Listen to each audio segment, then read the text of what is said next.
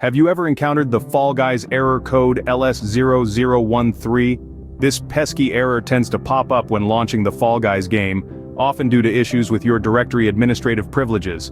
But no need to fret, we've got a set of solutions to help you tackle this error head-on. First off, let's delve into a series of steps you can follow. Start by launching the Epic Games Launcher, then navigate to Fall Guys. Look for the three-dot icon next to the game, click on it and select Manage. You'll then spot a folder icon next to the installation option. Tap it. Now for each of the listed executable files, right-click on them and choose Properties. You'll then need to navigate to the Compatibility tab, uncheck the box next to Run this program as an administrator, hit Apply, and close the window.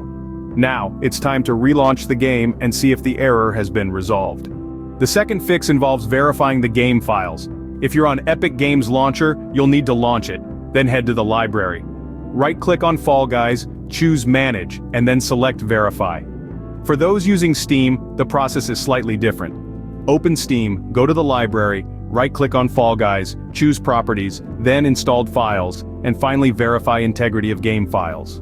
Thirdly, you can clear the launcher webcache. On Windows, you'll need to exit the Epic Games Launcher and press the Windows key plus R type in %localappdata% to access the File Explorer. Then navigate to the Epic Games Launcher folder and open it. Open the saved folder, find the webcache folder and delete it. Finally, restart your PC and relaunch the game. On a Mac, the process is a bit different. Exit the Epic Games Launcher, open Finder, choose Go, then go to Folder. Type in #library caches com Epic Games. Epic Games Launcher, press Enter, then move the webcache folder to trash and empty it. Again, restart your PC and relaunch the game. If you're still getting the error, try disabling your device's firewall and antivirus. Once they're disabled, try verifying the game file again.